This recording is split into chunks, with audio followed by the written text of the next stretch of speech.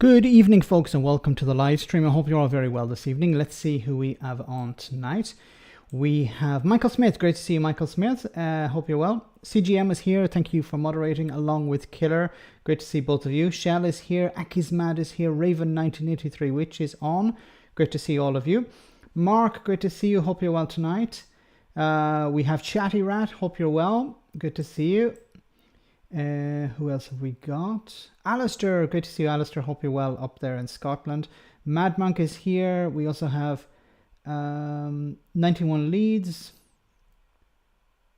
We also have Frederick, great to see you. Joe Lefty is on.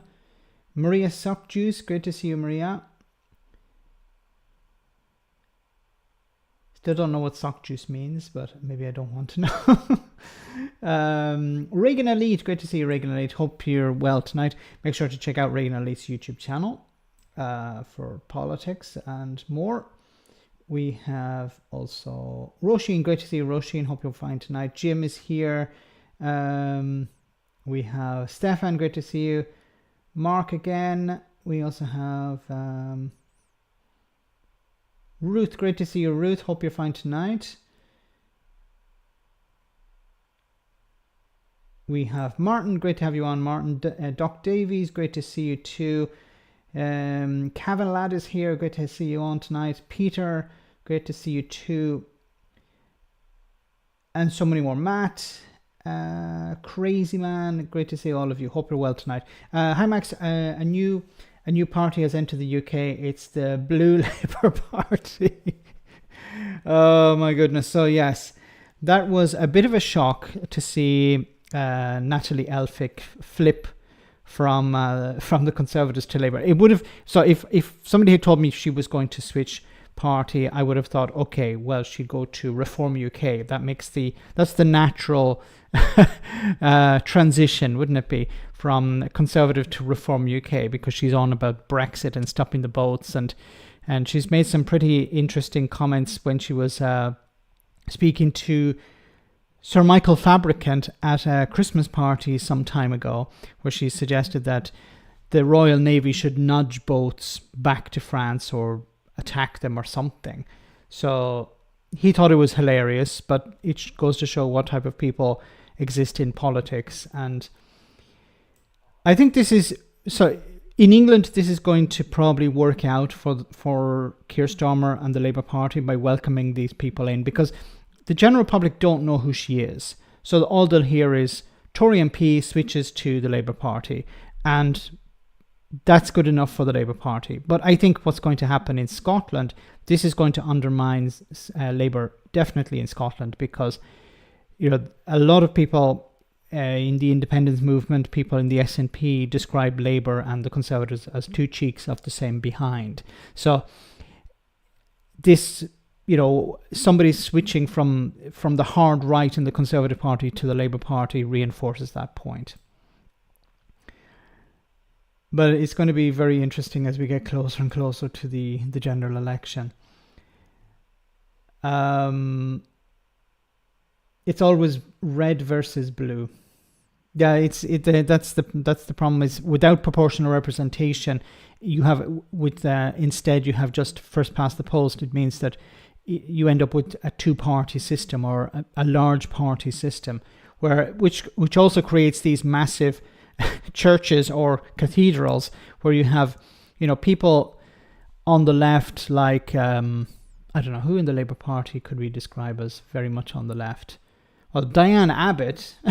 Let's bring Diane Abbott into it. Diane Abbott used to be a member of the Labour Party. She, of course, was expelled over her comments. And you have people like Natalie Elphicke. So it's a very wide church, but you extend it too far, it will eventually collapse. And I think while tactically this is good for Labour, I think going forward they need to be a bit more clear about what they want. Keep Abbott out. The silent right-wing takeover of the SNP terrifies me, says Jack. Labour Tories are both the same. Labour and Tories are both the same, says Frankie. It's certainly looking like that. Like, I think many people within the Labour Party were very deeply upset with Elphicke joining the party, considering what the comments that she's made in the past, and also her behavior. It's not just what she has said, but it's also what she's done. When her husband or ex-husband was involved in that situation where she defended him and said stuff like, well, his crime was that he was attracted and attractive to women. And now she's sitting in the Labour Party. So it's, what was the vetting process? There wasn't a vetting process. Let's just be clear about this. There wasn't a vetting process. And No Justice, do check out No Justice's channel. She brought up a very interesting point about this. I don't know if it was today or yesterday, but she said, when it came to removing the Rochdale candidate, it happened extremely quickly. But when it comes to Diane Abbott, for example, it's been going on a year, and they haven't come with a conclusion to that investigation. So in some ways things can move very quickly, and in other ways they move very slowly. John Coleman, thank you so much for that super chat. Very kind of you. You now outfame Desi Barry and the Longford Slashers and the Leinster senior football winners of 68 with a magical win of 3-9 to 1-4 over Laois. Yay! Napari good deal. Don't get me started. Thank you so much, John. So I'm outfaming the Desi Barry and the Longford Slashers. That's not a joke many people will get, but no worries. Thanks for that support. And welcome to the stream. Alistair Kerr, thank you so much for that super chat. Max Sanwar is tearing his hair out over all his work he's been doing by undermining what has happened. What has happened, Starmer taking a Tory. Yes, I think it hasn't gone down very well in Scotland, because I imagine, the Labour Party in Scotland, while they still do work with the Tories, they try to present themselves as an alternative to the SNP. But, I've said this before, how independent is the Scottish Labour Party? Do they take their marching orders from London? If they do, then it means that they aren't very independent, and they have to, toe the line. But also, if Starmer is doing things like welcoming in Tories, that doesn't sit well, I think, in Scotland, and I think it will harm Labour's chances in Scotland. But at the end of the day, I think Starmer knows that he doesn't need Scotland to win a majority.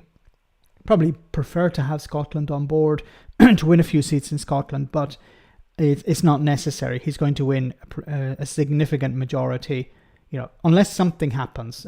Always this caveat, Labour is looking at a massive landslide unless something happens. And it's not impossible that something could happen. There could be another war. There could be some sort of incident. We don't know. So that's what I think Rishi Sunak is hoping for. But it's not looking very likely. But it's not impossible. But so Starmer doesn't need Scotland, so he can do as he wishes. And of course he will. But even I've asked this question before. Even if the Labour Party win a number of seats in Scotland, what influence will the Scottish MPs have over Starmer? But if he's welcoming in Tories, I don't think it's going to go. I don't think those Scottish MPs would have much influence over him. Thanks, Alistair.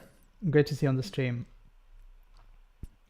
And we have another one from Alistair. Thank you very much, Alistair, again. One party, the Purple Party now, Tories and Labour.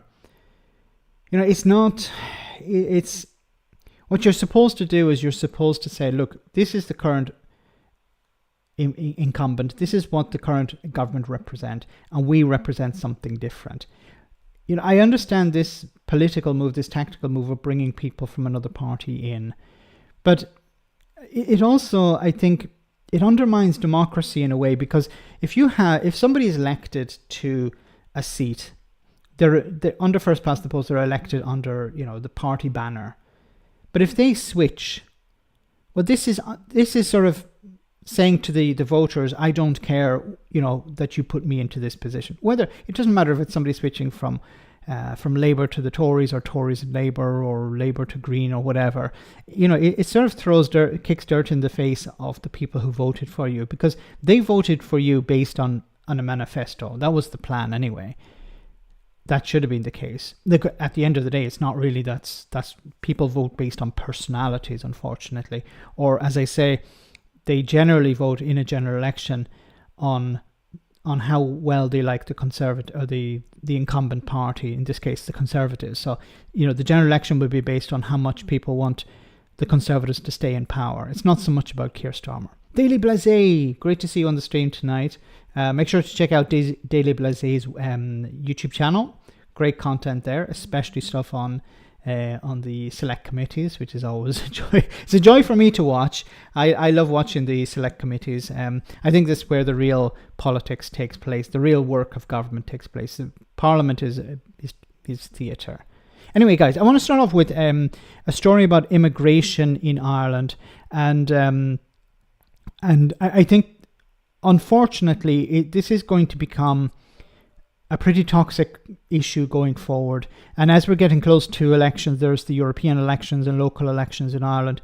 I think immigration is going to become not a priority issue, but pretty much up there. I was up at the protest site earlier, and there's a sign there that says, "Don't forget your history." Last year you stood up there on those steps and reminded everybody of the immigrant story of Mayo, how thousands of people left this town to go and find a better life. They left famine to go to America. Do you think maybe some people in this town have forgotten their history?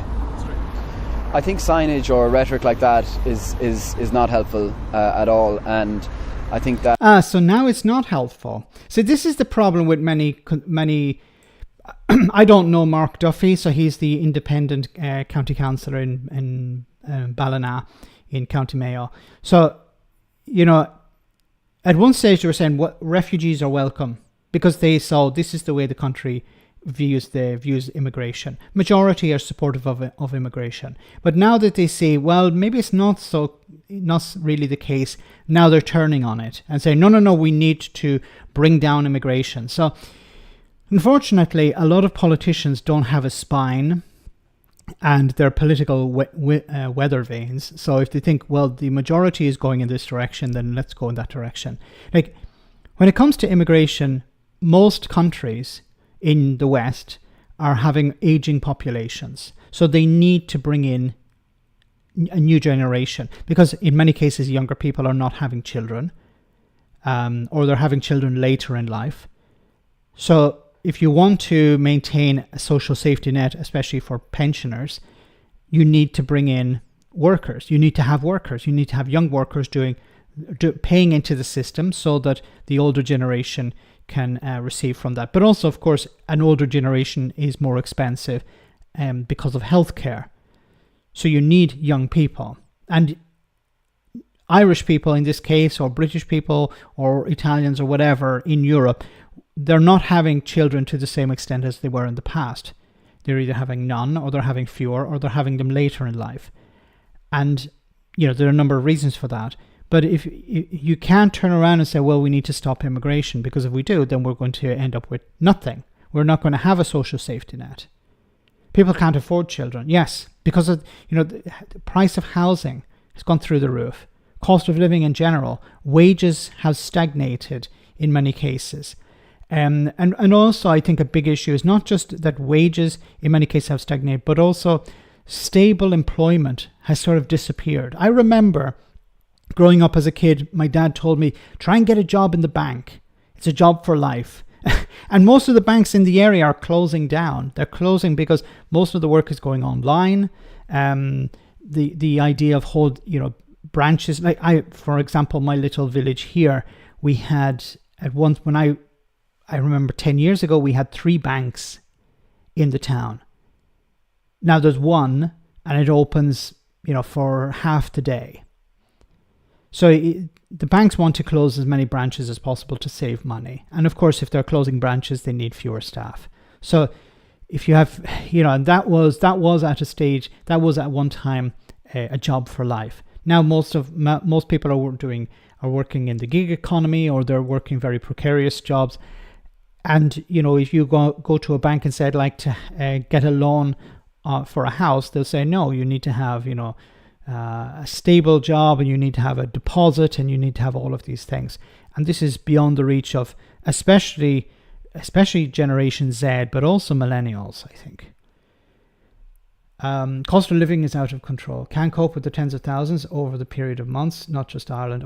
So there has been a massive influx of people into in this case in Ireland. He's talking about Mayo in the West, and the issue primarily is housing. But the Irish government have decided politically, we're not going to build enough social and affordable housing. We're going to rely. I love your hat. Thank you very much. I like George Galloway. We're going to rely on the private sector. We're going to let the private sector do the work instead of actually building affordable and social housing, instead of building council houses. And now I think the government and many political parties have realized actually this model is not working. We need to change, but it's too late at this stage. So when you have an influx of migrants, be them asylum seekers or immigrants coming to work, and there isn't enough housing, you know, it's a bit late to turn around and say, well, we should have built more houses, or we need to build more houses. It's too late at that stage. And of course, it's very difficult to integrate people into a society where there is already a resistance, or there's already anger towards the government for not providing housing. And of course, you know, the right wing will push the narrative, well, you know, these people are driving up the price of accommodation because they're reducing the availability. And of course, supply and demand means that, you know, if you have less supply and huge demand, the price goes up. And then of course, a big issue as well is that many TDs or MPs in the Irish Parliament are landlords. So they want to maintain this system. They don't want to rock the boat. They're benefiting from it, so they don't want any real change. And many of them probably think, look, I'm going to be out of the Parliament or the Dáil in a few years' time, so what's the point in changing the system now? And unfortunately, there isn't anyone stepping up and saying, this is what we're going to do. That delegitimises genuine grievances or concerns that people have. For sure, in every town, every community, you have fringes who exploit issues like this for their own agenda. And that is unfortunate, and that's happening widespread right across the country. Is it happening in this town? For sure, it's happening right across the board. But that cannot, that should not occupy genuine grievances that people have in terms of a lack of support for the town and for investment into the town.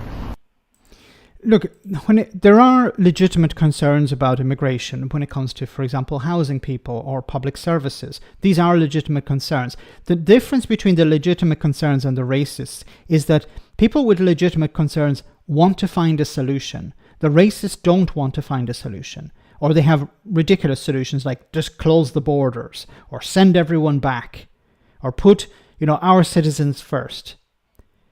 These are the simple solutions to a complex problem. You need to have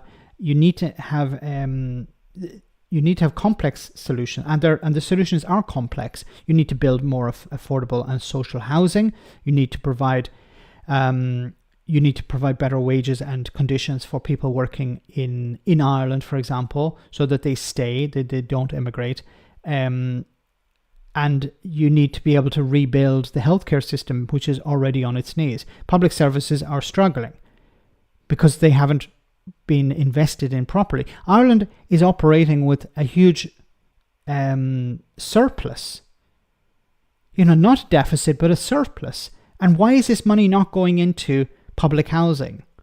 Well, because I think members of Parliament, the Dáil Éireann, don't want to spend this money this way, because it would result in lower house prices, and then they will end up losing money or losing votes.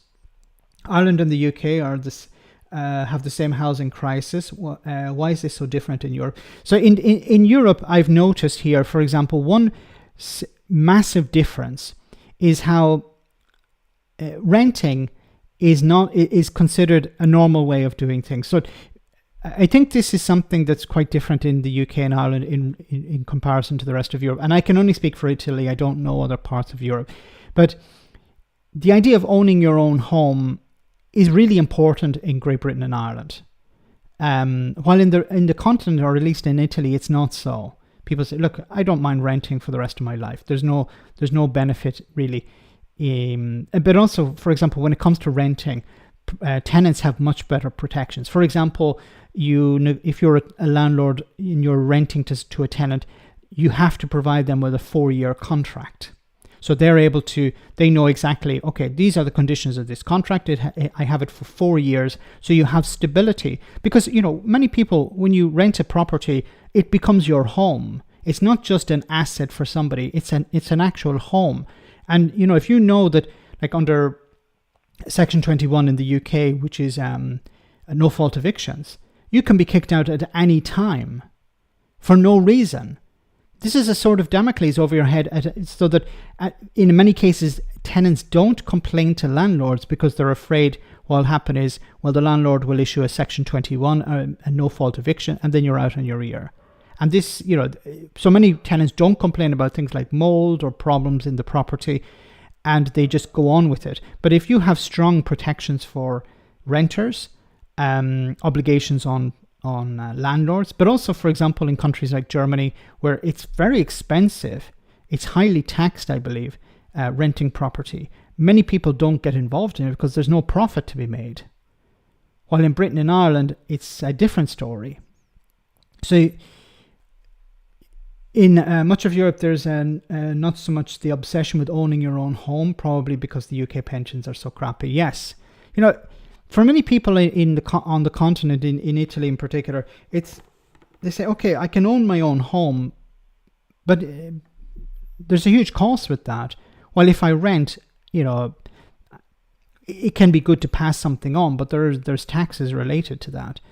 But there isn't the obsession, as Shell says, about owning your own property. It's not the same as in Ireland, for example, where I'm from. And maybe this is something that Britain and Ireland should look at. Maybe the culture needs to change. I'm not saying that this is the way to go. Different cultures have their own positives and negatives. But I think in Ireland and Britain, the tenants need to have stronger protections for them. There needs to be this cap, in a sense, on the increase in rents, because it's insane how rents can go up, willy-nilly and way beyond people's ability to pay. And then if they have any problems, they have this fear of complaining or raising an issue because they may end up on the street, literally left on the street. And then also another problem is that councils are telling people, look, in order to give you emergency accommodation, you actually have to be on the street. We can't provide you with accommodation beforehand. And, think about a family, with kids who have to leave at a minute's notice to relocate to somewhere else. I have relocated in my life, and it's a very stressful exercise. And and I wasn't in a situation where I had to move, within 2 weeks, or I'd lose my home, or I was forced out of somewhere. So I can only imagine the stress. And then kids having to change school and make new friends or leave old friends behind. It's a very stressful situation. Anyway, let's move on. There's a story. This is a story that popped up on my feed, which doesn't seem to be as honest as the media like to portray it. So it says here, Scotland's new leader, John Sweeney, gender recognition reforms cannot be implemented. So it says here, John Sweeney, who became First Minister this week, has faced questions over his stance on gender recognition after MSPs, members of the Scottish Parliament, voted in 2022 to pass a bill that would make it simpler for people to change their gender without having to obtain a medical diagnosis. The UK government blocked the bill from being made into law, and the Supreme Court rejected a request by the Scottish government for a judicial review. Asked if he would continue, if he would be fighting to push the bill through, Mr. Sweeney told Sky News, "The reality of the situation we face is that the Supreme Court has said that we can't legislate in that area. We cannot take the legislation forward the legislation." But he also said this. Voted in my time in the Scottish Parliament for equal marriage. I was the Education Secretary that... Let me reset this. I have voted in my time in the Scottish Parliament for equal marriage. I was the Education Secretary that introduced LGBT inclusive education within our schools. And the protection of the rights of LGBT individuals in our society is absolutely fundamental to my government, the protection of those rights and the enhancement of those rights. So that's the outlook of my government. My government will work and support LGBT people within our society to make sure they are fully included in our society, they feel at ease in our society and their rights are protected. But I think what's the most important thing that I can say is that to LGBT people in our society, the Scottish Government is on their side, we have been on their side, and we will be on their side in the years to come. Okay, so that seems to be the opposite of what was said here. So he will continue with the implementation of this legislation. So perhaps I was a little bit concerned when I heard that Kate Forbes was joining him as deputy first minister, or as a deputy leader of the SNP, because she holds very conservative views, especially on, for example, trans rights. When it comes to some of the political parties, we've seen how the Conservatives haven't really gone anywhere on this, but the Labour Party seems to have rolled back. In England, they have rolled back some of the support, it seems, that they had for the trans community, and that's very concerning because we've seen an anti-abortionist, Brexiteer, far-right member of Parliament for Dover being brought on board, and without any sort of vetting process, it seems. That's very concerning. So it's good news that the SNP are not following in those footsteps. Anyway, guys, let's move on to another story here. Starmer would halt Rwanda flights immediately under Labour government. So no deportation flights to Rwanda will take off under a Labour government, Sir Keir Starmer has told Sky News. The Labour leader told Sky News political editor Beth Rigby there will be no flights, and he said he wants to scrap the scheme which aims to send asylum seekers entering the UK illegally from a safe country such as France to Rwanda. The language here is illegally. It's not illegal, and safe country. It's not that France is a safe country. It's not an obligation for people to claim asylum in the first safe country. Early in the day, Sir Keir confirmed Labour wanted to get rid of the Conservatives' flagship scheme to reduce illegal immigration, but a spokesman said that they would not stop flights already planned. But then he said he would. He sort of dodged the question, which is interesting. Let me see, there's a little bit more on this here.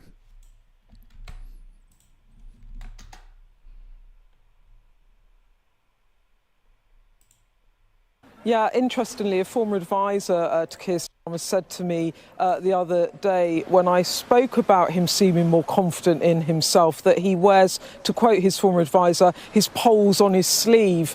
And what he meant by that is that the momentum that Labour are now having does seem to be having an effect on Keir Starmer in taking the fight more to the Conservatives. I thought politically what was really interesting about what Starmer said today in terms of the framing of his Rwanda plan, or rather not the Rwanda plan, but the migration policy that he wants to put into place to stop illegal migration. He came here to Dover and Deal with Natalie Elphicke, the former Conservative MP, to announce that plan on the day that the Prime Minister was trying to get on the front foot on the economy. So he really is, to quote him himself, being ruthless in how he's approaching stuff. He took the heat from allowing Natalie Elphicke into the party. It was deeply unpopular. Jess Phillips on our podcast Electoral Dysfunction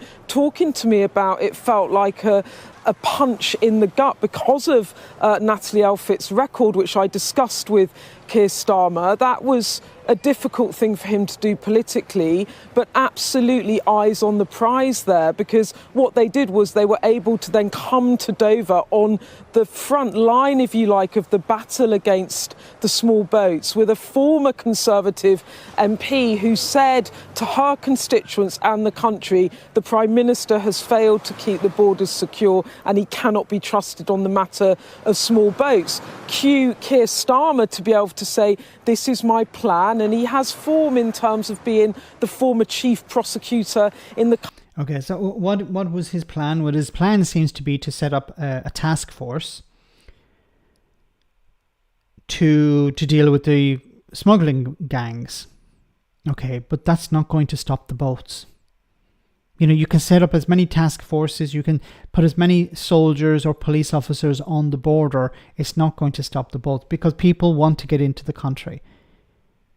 If they want to get in, why not create a safe route for them to come in? That would actually stop the boats. And see, this, I don't understand why Starmer and the Labour Party aren't doing this. Well, of course, they're not in power at the moment. Maybe they could do this when they're in power. But if they get into power, create a safe route. The boats will stop. They could go down to the beach and film the empty beach and say, see, we have succeeded here. We have stopped the boats. The Conservatives spent £500 million saying that they would stop the boats. We have done it. It could be, a bit of propaganda going into, I don't know, a local election or something like that after they've been in power. But if they created a safe route, that would stop the boats. Country, so he is shifting it from the idea of deportations and the Rwanda scheme, and he's shifting it to a question that he would describe, I suppose, as law and order, talking about breaking up the gangs and so on and so forth. See, the problem with this also is that the gangs are part of the issue. There are people who are getting into debt with people smugglers, but these are not gangs. These are just individuals who can organize these things in their home country. So somebody in Syria goes to, a friend of their uncle who knows somebody, and this person can help you. Pay them €2,000 or €3,000, £2,000 or £3,000, and this person will help you get out of Syria to Turkey, and then on from Turkey to Greece, and then on to eventually France and across the channel into Dover. But this thing starts in a community. It's not, there are people along the way, of course, and you could try and break that model, but you're not going to stop the people at the very beginning. And even if you do break part of it, it will reset after a little, because, if you put one smuggling gang in prison, another one will spring up because there's a lucrative business model there. I think the other thing that was interesting in that was that there's been a bit of back and forth about, he says he wants to scrap the Rwanda scheme. Will he really completely scrap it from day one if those flights are going away? And he moved on that today. He wouldn't answer that question when I asked him last week. Today, he was emphatically clear to me the flights stop from day one of a Labour government. Reagan says they have to offer something to France and the EU, Max, to get more done. They could. So Starmer has mentioned, I don't know if it was Starmer that mentioned it or the EU had mentioned about having some sort of working out some sort of agreement where the UK could take in asylum seekers from the EU and the EU would take some from Britain. And it makes sense, because there are people who are in Britain who would prefer maybe to be in the EU. There are people in the EU who would like to be in Britain. We have to ignore the Suella Braverman rhetoric or Robert Jenrick rhetoric, which is everyone in the world wants to come to Britain. Millions, billions of people want to come to Britain. So we need to have a secure border to stop all these billions from coming in. It's just rhetoric. It's pointless rubbish. But if you want to have some sort of, agreement with the European Union, you're going to have to take in people who don't want to be in the EU, and the EU will take in people who don't want to be in Britain.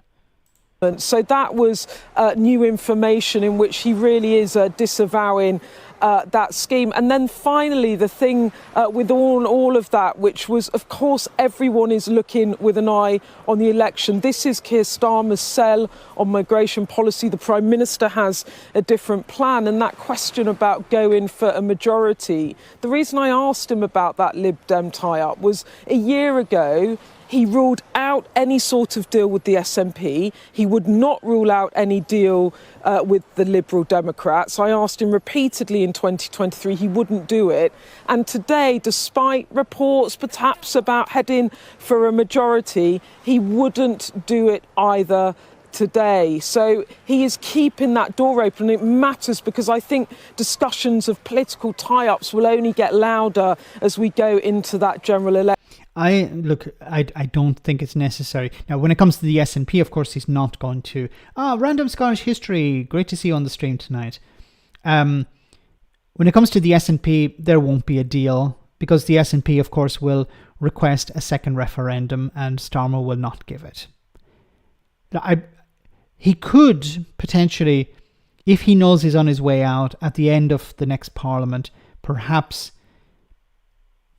may give a Section 30 so Scotland can have a second referendum. But and just think about it from the Scottish people's point of view.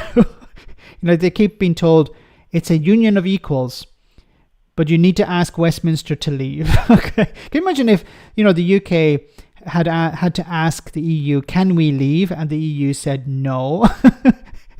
What do you think how would Brexiteers respond with that? Would they like, okay, the EU said we can't leave. All right, okay, then we're not leaving. Why is it when it comes to Scotland, it has to ask Westminster's permission to leave, even though it's meant to be a union of equals? Anyway, maybe I'm not well informed on these things. But he's not going to do a deal with the SNP because they would request that, and he doesn't want to be the Prime Minister that ends the union because that would be damaging to the Labour Party. It seems to be more important to protect the Labour Party than to protect, Scottish democracy. But anyway, going down a bit of a rabbit hole there. So no deal with the SNP, but it could be possible a deal with the Liberal Democrats. But I think what's going to be more interesting is the Liberal Democrats being the official opposition. That'd be wonderful to see, because it would be a situation where the Conservatives have completely crashed and burned and are nothing left. Something like, less than... So one poll put them at 13 seats, not 30, 13 seats in the House of Commons. So they'd be smaller than maybe even the Green Party. No, Greens are about 2 seats. Who is it? The Liberal Democrats. So they'd be smaller than the Liberal Democrats. The Liberal Democrats would be the official opposition. And this would be wonderful because the Liberal Democrats as a party, not as leader, but as a party, is pro-European.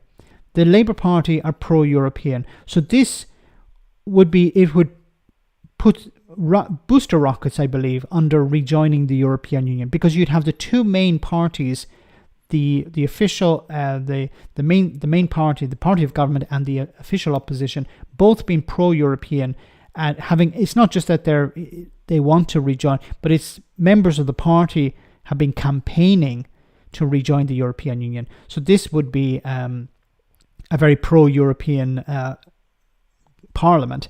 And also, I think there would be a strong push for proportional representation, which would end any chance of the Tories coming back as a majority party. Anyway, guys, we're about halfway through the stream, so I just want to take a short comedy moment. Hope you enjoyed this, and we'll be back in just a jiffy with more serious stuff.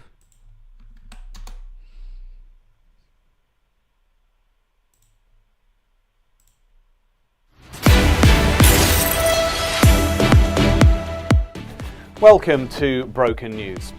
There is rare praise for the British government for finally taking a stand against what some have called the tyranny of marauding disabled people and the mentally unwell. Ministers say that for too long, people with life-limiting illnesses and mental health issues such as anxiety and depression have been taking the piss. Our reporter has more. For decades, some people have outrageously claimed that having disabilities or long-term illness somehow impacts on their ability to earn a living. And now the government is clamping down. Ministers say disabled people are claiming millions of pounds a week each just to sit at home and fap themselves into a sticky puddle to Dickinson's Real Deal. In a statement, the Prime Minister called it sick note culture. He added that just because you've had a leg and a couple of arms off, you could still be a useful member of society by working on a construction site, for example. He says those with massive and frequent epileptic fits could drive big lorries across the country or operate massive cranes. And those who have been sectioned because of frequent psychotic episodes could be released to work as a Home Secretary, for example. Senior MPs have also said that despite some drama queens taking their own lives, illnesses such as anxiety, depression and OCD are basically fake, and that so-called sufferers should man up, woman up or non-binary up. The clampdown is expected to save the government around £100,000 a year, enough to fly David Cameron to as many as 1 meetings in his big new jet. Back to you. What a lovely story. That's all from Broken News. Oh my goodness, oh my god. Sorry, I love the bit at the end where it's like oh my goodness, could save £100,000 or send David Cameron on 1 meetings. Oh my goodness. Okay, let's move on to something a bit more serious. So back to Starmer and Rwanda.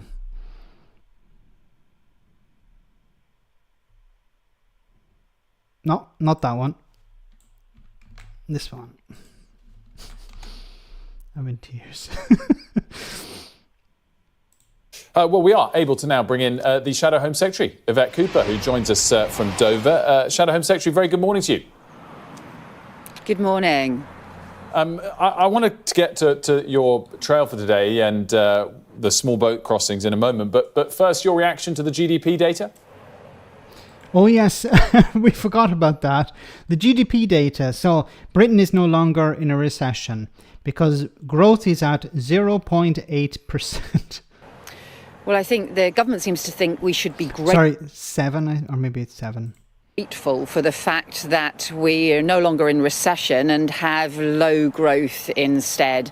I think this still reflects the fact that working people are still worse off than they were 14 years ago, that mortgages, people are still paying more on their mortgages, prices are still much higher, and actually people are feeling really squeezed. So the idea really of the Conservatives trying to do a victory lap on all of this and expecting everybody to think it's all wonderful and we've never had it so good, I think just shows how out of touch they are. We need and she's right. So in a way, the economy improving is actually worse for Rishi Sunak because ordinary people don't see it. So they'll hear about how the economy is doing really well, but I'm not doing really well. You know, my neighbors are not doing well. This food bank is overprescribed and not actually decreasing. So how are things improving?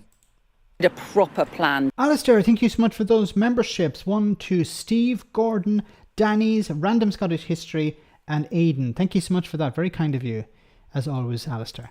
To properly boost growth right across the country, and that's what Labour's setting out. Do you think the economic argument ahead of the next general election is already won for your party or not? We'll continue to make all of the arguments. We need to boost growth. We need to get growth back on track. That means you need to get stability. You need to also get the investment. We need to have that partnership with business, a proper industrial strategy, the proper support, the apprenticeships we need right across the country, the training, the investment in clean energy and in the new technologies that we need for the future. That's really important, and Labour has this plan to work closely with businesses, with industry across the country to do that. I just think we've had 14 years of low growth, of chaos, and of working people as well losing out most, and we just can't carry on with that. Let's touch on the small boats issue and illegal immigration. What are you announcing today? Stop calling it illegal immigration. It's about asylum seekers crossing the sea. It's not illegal immigration. I really wish the media would stop using this phrase, because it's not illegal immigration. If you want to use the term illegal immigration, you have to refer to people who have overstayed their visa. They're undocumented migrants. They're not... The whole language here is... See, this plays into this narrative that these people are entering the country illegally. If it's illegal, then why haven't they been arrested? They haven't been arrested. Why not?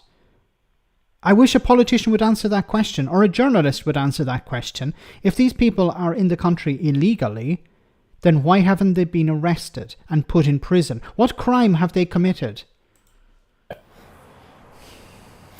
So we know that the dangerous boat crossings are undermining border security and putting lives at risk. That's why Labour's today setting out proposals for a new border security command that can... We know, and I've mentioned it before, how you resolve this problem is you create safe routes. Border command, special forces, more robust policing. None of these things are going to stop the boat. It's all about reacting to something instead of being proactive. Recruit hundreds, if not up to 1,000 new specialist investigators, cross-border police that would have new counter-terror style powers and be able to work with other European countries and Europol to be able to go after the criminal gangs. Okay, but you need to be able to, like, I think some of these things have been damaged by Brexit, because when the UK was a member of the European Union, you could reach out to Europol. But as far as I know, the Brexiteers didn't want to be part of Europol going forward. Or maybe I'm wrong. Smash the criminal gang networks that are doing so much damage. Really, the Conservatives' gimmicks approach hasn't worked, and that's why what we need instead is a proper, serious grip. You mentioned the word gimmicks, referring, I think, to the Rwanda plan, and your press release earlier also used that word. New border security commander sounds a bit gimmicky. Well, our approach is based on the serious work that was done after 9/11 and after the 7/7 bombings in London to develop a new approach to dealing with counter-terror. And that approach... Okay, but that's completely different. Like, terrorists want to come in to destroy the country. They have a goal. Okay, I want to go there and I want to do X. But we're talking about asylum seekers, but we're not even talking about dealing with the asylum seekers. You're talking about dealing with criminal gangs. The criminal gangs are not arriving in the country. Like, you're comparing apples and oranges here. And this is a bit concerning, because what they're doing is, it seems to be the case that what we're going to do is we're going to deal with the criminal gangs or the asylum seekers in the same way as if we were dealing with terrorists. But terrorists have different motivations for coming to a country. And when we're talking about terrorists, we're talking about a very small group of people who can be monitored, who can be checked, who can be controlled. You can work with different countries around Europe. If there's a chance that someone's going to carry out a terrorist attack, governments can work together to deal with that threat and those individuals and stop them before they can, leave the country or arrive at an airport or whatever. But we're talking about tens of thousands of people who are not terrorists, who just want to improve their lives. But then if you say we're not dealing with them, we're talking about the criminal gangs. But the criminal gangs operate in many countries, but also in the home country of the asylum seeker, where they leave from in the beginning. It could be family members who may not be directly involved in crime, but have connections with people who can help others get on. Like, asylum seekers, when they hand over money to people in the community at the very beginning of this process, they don't view those people as criminals. They view them as a conduit, as a process, as a vehicle to help them get out of the country. So if they're going to start, being brought in and asked to, okay, tell me who you gave this money to, they're not going to do that, because it would undermine that person in the community, put them at risk. It could also reduce the chance of other asylum seekers reaching out to those people in the future and using them to help. Like, we view this as, these evil people forcing people onto dinghies, taking the money off them, and then sending them, off with an outboard engine switch, start it up and off you go in that direction, keep pointing north. It's not as simple as that. Alistair, thank you so much for that super chat. England, wake up, vote Labour, get Tory policies, bar one. Thank you so much, Alistair, for that. It is concerning because what Labour should be doing is taking a moral approach to this and saying, look, these are people who are desperate to come to this country. You know, the Tories have tried to force them out, tried to keep them away. They don't want to stay in France. They want to come here.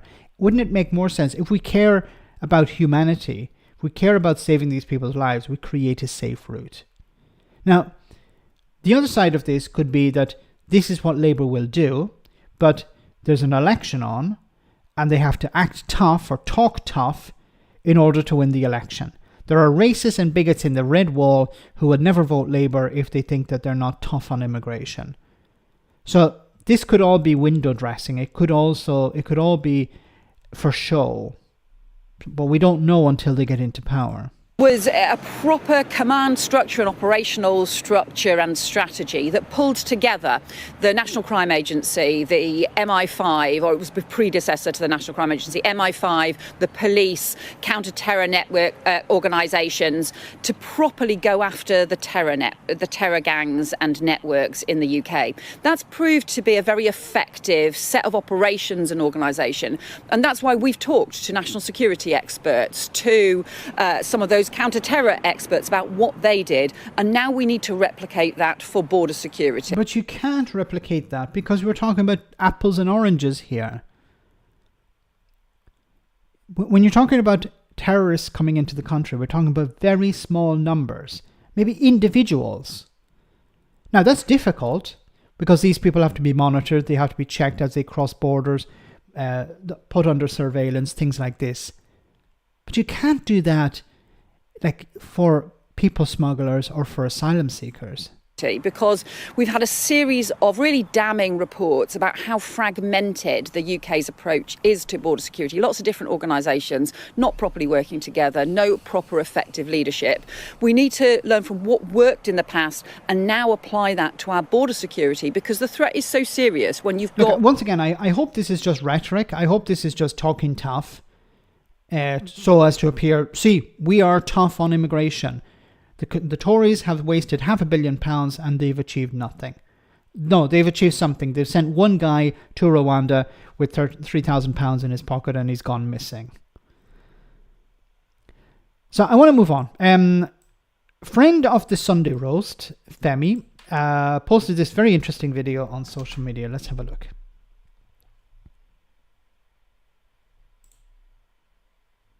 Please excuse the formal attire. I was at a family event, but Andy Burnham's response to Labour accepting Tory MP Natalie Elphick defecting to Labour?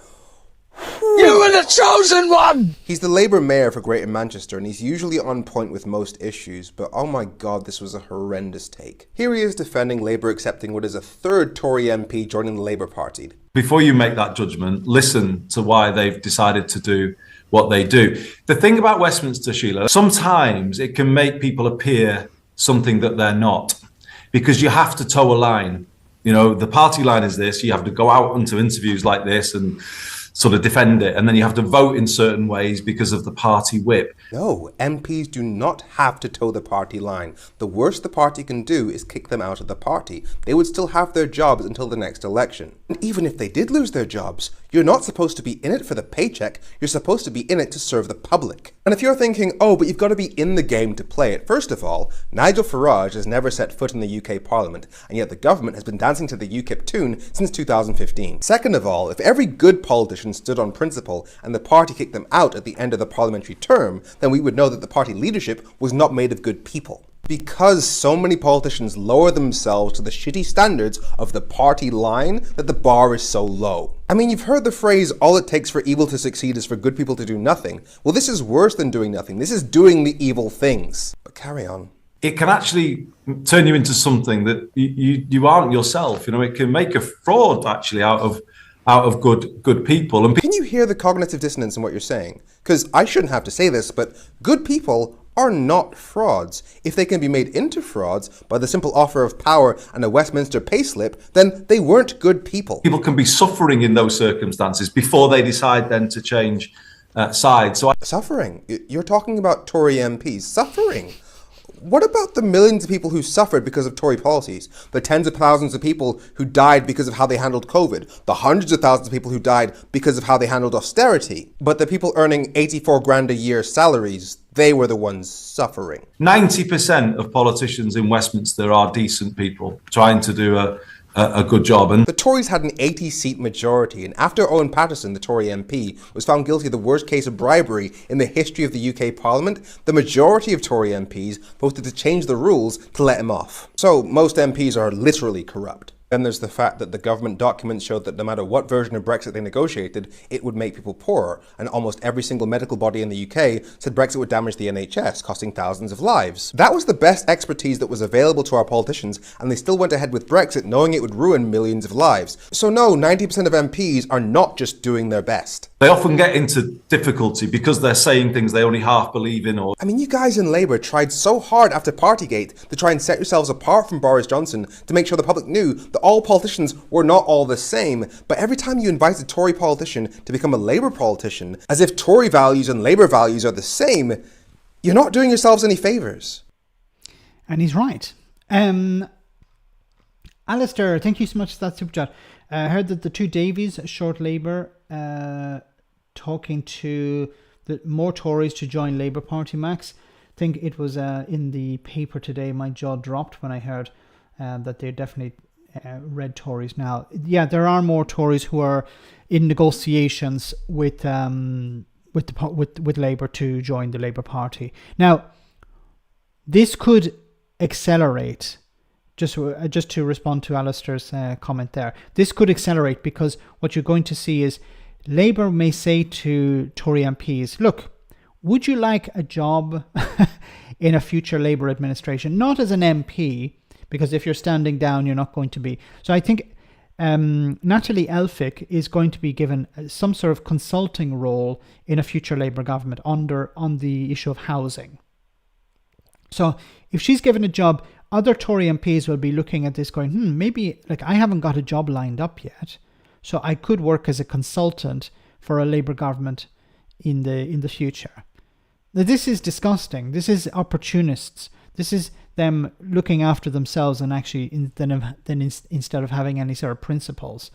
But this is probably what's going to happen. You're going to see a flurry of Tory MPs defecting to Labour in order to have a job after the next election. So it's probably going to be people, probably the 2019 intake, because a lot of them are not people who have any real connections to the Conservative Party. They're sort of blow-ins. They have their own rhetoric, they have their own positions, but they're willing to put them aside in order to make a decent crust. It's quite sad, but this is unfortunately how politics is. MP for Longford. So well said, Femi here, and it is a bit disappointing that Andy Burnham, is somebody, he was the chosen one. I my only criticism I had in the past with Andy Burnham was because he seemed to support Brexit. He came up with some pretty terrible ideas about Brexit. Now, guys, let's move on because it's getting a little bit late. The economy. So we touched a little bit on it before. UK no longer in recession, official figures show, as confidence Sunak insists the economy has real momentum. And that real momentum is 0.6%. Now, it must be also remembered that, so I don't know if you guys can see me, I don't have a graph. I should have a graph like that, the one where it says, find out fucked up, or find out, also, no, how's it, find out, whatever, the graph. Anyway, I should have a graph, but if the economy dips and then comes back up slightly, so if it dips by this much, sorry, let me try and do it on this side. Okay, so if it dips by this much and then increases by this much, well, that's not bringing it back up to where it was. So if the economy has gone down, if the economy has decreased or shrunken and then increases slightly, that's not a win. It just means, okay, we've recovered something of the loss. This is it's a bit like the arguments that the Tories make when it comes to the post-COVID. Oh, look, we're beating other countries in Europe when it comes to the COVID recovering after COVID. But the UK was at a lower point than other countries because of the handling of the pandemic, which means that when they do recover, well, they're probably still at a lower point than other European countries. So when Rishi Sunak says that the economy is doing really well, you look at the boost in growth, this is expected because it's probably going to dip again and then come back up again and down again and up again, because that's the way the graph is. The UK economy is no longer in recession according to official figures. But are people's wages increasing? Are people's cost of living going down? No. Are people's lives improving? No, they're not. The Prime Minister Rishi Sunak has said it showed the economy had turned a corner, once again turned a corner. He told Sky News' Ed Conway, "I'm pleased that while there's more work to do, so don't get rid of me yet, today's figures show that the economy has had a real momentum, and I'm confident that with time, people will start to feel the benefits of that." So, look, I'm going to lay my cards on the table. I think Rishi Sunak wants an election in January next year. And he's going to do everything he can to convince his party to have a general election next January. Now, whether he'll succeed in that is another thing. But I think that's his goal, because let me be cynical and less cynical. Less cynical is he believes something will happen that will help the Conservatives hold on to a few more seats. More cynical is he wants to make money for himself and his family and his peers. It's about enriching. Because I keep making this point, because I don't know why Rishi Sunak is in Parliament, why he became an MP for any other reason. He's a multimillionaire. He doesn't need to be in Parliament to enrich himself, for the money. He's not there for the money in the direct sense. I can't think of any other reason why he would be there apart from, okay, let's pass some laws that help me, my wife in particular, and people like me. I can't think of it. He's not there to represent his constituents. He's completely disconnected from his constituents. He's not like somebody down on the ground, visiting the local food bank, trying to understand what's the problems the people are going through, meeting with poor people, meeting with middle-class people. That's not him. So he's obviously not there for his constituents. Is it a love for the Conservative Party? I don't think so. So he's there to enrich himself and his family. So if he's currently enriching himself and his family, why stop now? Wait until the very last moment and try and push something through Parliament or something, as Prime Minister. Get Jeremy Hunt to push something, some sort of tax cut or some sort of tax benefit for the richest in society just before you get out the door. Promise a peerage to a few people before you leave who may be donors or who can help you in some way. So this is what he's about. It's not about his constituents or people in Britain. He doesn't give a crap about those. It's about himself. And it's not in the same way as Boris Johnson. Boris Johnson loved the idea of being Prime Minister. I don't think Rishi Sunak likes being Prime Minister. He doesn't like PMQs. He doesn't like the work of it. I think he just likes the idea of, okay, I'm in a position where I can enrich myself and my family. That's it. I think it's a lot more simple it's a lot less complicated than, him trying to work out deals with, his members of his party to try and stay in power and trying to help the Conservatives win seats. He's doing nothing to help the Conservatives. If he truly did care about holding on to power because he wanted the Conservatives to remain in power, he'd be pushing through something to help people. The cost of living crisis. He's doing nothing. When it came to the pandemic, he was against the furlough scheme. He's the one who's been credited with this furlough scheme, but he was actually against it at the very beginning. He was convinced, better put this in or the economy would collapse.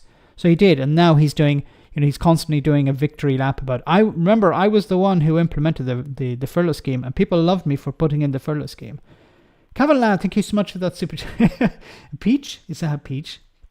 Is that two cheeks of the same? Peter, thank you so much for that super chat. To him, poor people make less than 1 million. Yes.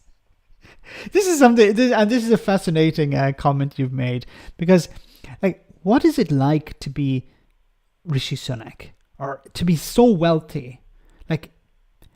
we can't even imagine it. Like, he can't imagine what our lives are like, and we can't imagine what his life is like. Like, he never has to think, can I afford this? I'd like a new, no, but, can I pay the bills this month? Can I, when he's in the supermarket, he doesn't go, maybe I should go for the cheaper brand because it's I need to make, I need to make ends meet. He's not like that. He's not he could literally walk into any restaurant in the world, order stuff, and never actually have to think about how much it cost. He could buy any car he wants and never have to think about the price. I think there was an old saying, if you're buying a Rolls Royce or something, if you ask the price, you can't afford it. And Rishi Sunak is like that. He has multiple properties around Britain in the most expensive areas and most very expensive properties. But even that, he could buy a house and never have to actually negotiate or think about the price of it. That's how rich he is. And he's not even the richest in society. He's just, up there in the top 1% or half of 1%. There are many people much richer than Rishi Sunak, but he's so disconnected. It's insane. And it's not just about being rich, it's about being disconnected. He has no understanding of what ordinary people go through. So as Peter pointed out, anyone less than £1 million is poor in his eyes. Guys, we're almost at the end of stream, so I just want to cover one final story. So about the figures, yes, look, the Tories are trying to do a victory lap here, but it's not really a growth in, it's not going to help ordinary people. Operation Safeguard. Government triggers crisis measure to tackle overcrowded prisons. So what is Operation Safeguard? Offers offenders to be housed in police cells when jails are full. So instead of actually building more prisons, instead of actually releasing people for non-violent crimes, what are the Tories doing? Well, we're going to move people from prisons into police cells. And then what happens if somebody's arrested by the police? Where are they detained? Well, they won't be. We just don't arrest people anymore. See, the way this could be a real winner that the Conservatives are onto. Rishi Sunak could be on a real winner here. Just legalise everything, and then there's no crime. Then you never have to arrest anyone. Sorry, that meant to be a B. What's that, Peters? Anyone under $1 billionaire is not rich. That's well put. I think, just talking about billionaires and millionaires, there's talk that Jeff Bezos or maybe Elon Musk, probably Jeff Bezos, Elon Musk has gone down a bit, but Jeff Bezos could become the very first trillionaire. It's insane. Anyway, the government says it's not an unprecedented measure and has instead a deliberate feature of the system. It has been activated in recent months and was used last year too. It follows another extension of the end of the custody supervised license scheme, another emergency measure which allows prisoners to be freed early before the end of their sentence to ease capacity. Let me engage you with a little bit of a sort of passion of mine, not passion, but an interest of mine. I love crime stories. Like, I love watching crime documentaries and stuff like this. And, at the end of each documentary, you hear about how somebody, a serial killer or whatever, was put away, and you have your fingers crossed that they were put away for life. And you hope that they're not going to be released early under some sort of, end of custody supervised license scheme. Or they we're going to send you, serial killer, we're going to send you away for life, but we're actually going to let you off early because, well, we're actually not going to send you to prison because the prisons are full. So just stay at home and stop your serial killing, please. That's what we're going to get to a stage of. Or just putting, tags. Electronic tags on serial killers. That I'm being a bit hyperbolic here, but for a functioning society, you need to have a prison system that is not overcrowded, but also a system which is there to rehabilitate. Because it's not.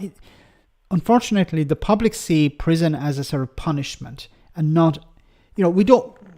I understand the idea of prison as a punishment, but we want people who come out of prison to be rehabilitated, not to get back into crime again. So they need to be, good members of society, and they need support. It says here, a report found several severe overcrowding, vermin, drugs, violence, and rising self-harm at Catterick B jail in southwest London. The inspection found 80% of prisoners shared cells designed for one person, where most men spent more than 22 hours a day, while in one wing they were unable to shower for 5 days. This is a recipe for disaster. And of course, many people in prison are, in some cases, people are in prison on remand. People are waiting for a trial. So they haven't actually been convicted of anything. It's insane. And of course, the Tories have decided over the last 14 years, we're not going to invest in this because it's not going to win us votes. Building more prisons costs money. We don't want to spend money on stuff like that. We'd prefer to spend money on, Dido Harding. Remember Dido Harding? Where is the money gone? Why hasn't Dido Harding been metaphorically held upside down and shook so some money will drop out? Remember Dido Harding? Where has she gone? Disappeared. Into the Bermuda Triangle or something. It's insane. Guys, we're almost at the end of the stream, so I want to say a massive thank you to everyone who came on. Thank you for your support. Thanks to everyone who smashed the like button. When this stream ends, it will go to Labour Social, so do check it out. Before we finish, we have our one for the road. Hope you will enjoy this. It's quite funny as always.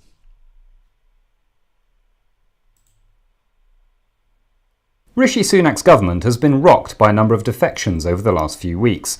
Our turncoats, floor crossers and rats fleeing a sinking ship correspondent, Jonathan Goodenough, has more. Yes, that's right, as Sunak's majority ebbs away like your interest in a film made for Netflix after about 30 minutes, some people on his benches are wondering if leaving the party might be their best way of staying at the party, so to speak. So what happened this week? Keir Starmer unveiled the latest Tory to join his team, Natalie Elphicke. Who's she? The MP for Dover, and I think it's fair to say a controversial figure. Are you using controversial as a euphemism? Yes, for dreadful. Go on. Well, for example, she defended her husband Charlie even after he was convicted of sex offences, she's repeatedly defended the government's Rwanda plan, she supported Liz Truss for leader, and she even criticised Marcus Rashford for getting involved in politics. In fact, didn't the Shadow Chancellor have something to say about the last one? Yes, back in 2021, Rachel Reeves told her to F off on a podcast, which may be the most exciting and interesting thing Rachel Reeves has ever done. So what's the reaction been? A mixture of anger, bemusement and shock. And that's just the Labour supporters. In fact, this might be the first time that an MP's defection has caused more anger on the side they were joining than the one they left. Speaking of the left, I assume they're not happy. That's certainly their default position, but they are particularly aggravated by this decision, asking how a party can welcome Natalie Elphicke but not Jeremy Corbyn or Diane Abbott. What's the leadership's response? They argue that in order to win, they need to get the support of people who would normally vote Conservative, and what better way to do that than to attract actual Tory MPs, right? In fact, they've said that anyone would be welcome in their party, which gives someone like Jacob Rees-Mogg the opportunity to do something legendarily funny. Is that all Labour have said? They've also pointed out that their party is a broad church. Okay, but like the TV series Broad Church, there's a chance this could all have a very sad ending. Thank you, Jonathan. Next up, as disgraced former comedian and presenter Russell Brand reveals that he's been baptised, we ask how long will it be before he declares that he's not just a member of a church, but in fact the head of one. Very soon, I think. So guys, thank you so much once again for coming on. Thanks to everyone who sent a super chat. Thanks to the moderators for doing a wonderful job. And thanks to everyone who smashed the like button. Have a great weekend. Check out the Sunday roast on Sunday. And as always, stay safe, take care, and good night.